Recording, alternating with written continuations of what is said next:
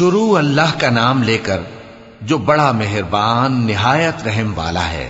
نون، قلم کی اور جو کچھ لکھنے والے لکھتے ہیں اس کی قسم کہ اے پیغمبر صلی اللہ علیہ وآلہ وسلم، تم اپنے پروردگار کے فضل سے دیوانے نہیں ہو، اور بے شک تمہارے لیے بے انتہا اجر ہے، اور یقیناً تم اخلاق کے اعلی مرتبے پر ہو۔ سو ان قریب تم بھی دیکھ لو گے اور یہ کافر بھی دیکھ لیں گے کہ تم میں سے کون دیوانہ ہے۔ تحقیق تمہارا پروردگار اس کو بھی خوب جانتا ہے جو اس کے رستے سے بھٹک گیا، اور ان کو بھی خوب جانتا ہے جو سیدھے رستے پر چل رہے ہیں۔ تو تم جھٹلانے والوں کا کہا نہ ماننا۔ یہ لوگ چاہتے ہیں کہ تم نرمی اختیار کرو تو یہ بھی نرم ہو جائیں، اور کسی ایسے شخص کے کہے میں نہ آ جانا جو بہت قسمیں کھانے والا ہے، ذلیل ہے، شرارت سے اشارے کرنے والا، لگائی بجھائی کرنے والا، مال دینے میں بڑا بخیل، حد سے بڑھا ہوا بدکار، سخت خو اور اس کے علاوہ بدذات ہے۔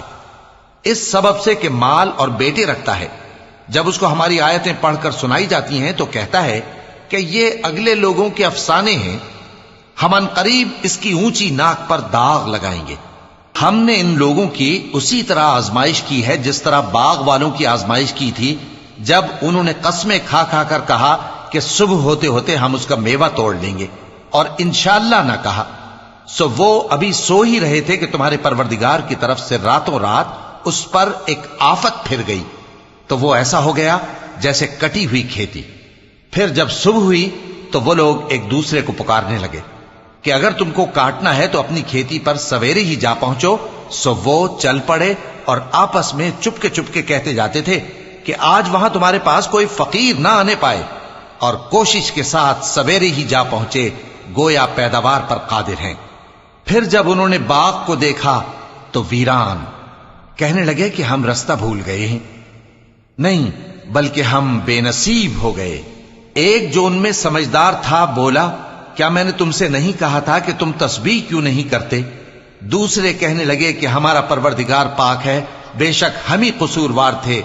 پھر لگے ایک دوسرے کی طرف رخ کر کے ملامت کرنے، کہنے لگے ہائے شامت، ہم ہی حد سے بڑھ گئے تھے، امید ہے کہ ہمارا پروردگار اس کے بدلے میں ہمیں اس سے بہتر باغ عنایت کرے۔ ہم اپنے پروردگار کی طرف رجوع کرتے ہیں۔ دیکھو عذاب یوں ہوتا ہے، اور آخرت کا عذاب سب سے بڑھ کر ہوگا، کاش یہ لوگ جانتے ہوتے۔ پرہیزگاروں کے لیے ان کے پروردگار کے ہاں نعمت کے باغ ہیں۔ کیا ہم فرما برداروں کو نافرمانوں کی طرح نعمتوں سے محروم کر دیں گے؟ تمہیں کیا ہو گیا ہے؟ کیسی تجویزیں کرتے ہو؟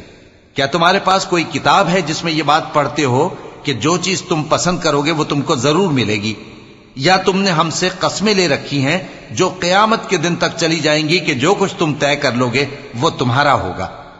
ان سے پوچھو کہ ان میں سے کون اس کا ذمہ لیتا ہے؟ کیا اس قول میں ان کے کچھ شریک ہیں؟ اگر یہ سچے ہیں تو اپنے شریکوں کو لے آئیں۔ جس دن پنڈلی سے کپڑا اٹھا دیا جائے گا اور کفار سجدے کے لیے بلائے جائیں گے، پھر وہ سجدہ نہ کر سکیں گے، ان کی آنکھیں جھکی ہوئی ہوں گی اور ان پر ذلت چھا رہی ہوگی، حالانکہ پہلے اس وقت سجدے کے لیے بلائے جاتے تھے جبکہ وہ صحیح و سالم تھے۔ سو مجھ کو اس کلام کے جھٹلانے والوں سے سمجھ لینے دو، ہم ان کو آہستہ آہستہ ایسے طریق سے پکڑیں گے کہ ان کو خبر بھی نہ ہوگی، اور میں ان کو مہلت دیے جاتا ہوں، میرا داؤں بڑا مضبوط ہے۔ اے نبی، کیا تم ان سے کچھ معاوضہ مانگتے ہو کہ ان پر تاوان کا بوجھ پڑ رہا ہے، یا ان کے پاس غیب کی خبر ہے کہ اسے لکھتے جاتے ہیں؟ سو اپنے پروردگار کے فیصلے کا انتظار کیے رہو، اور مچھلی کا لقمہ ہونے والے یونس کی طرح نہ ہونا کہ انہوں نے اپنے رب کو پکارا جبکہ وہ دل ہی دل میں گھٹ رہے تھے۔ اگر ان کے پروردگار کی مہربانی ان کو نہ سنبھال لیتی تو وہ چٹیل میدان میں ڈال دیے جاتے مذموم حالت میں۔ پھر ان کے پروردگار نے ان کو برگزیدہ کر کے نیکوکاروں میں شامل کر لیا۔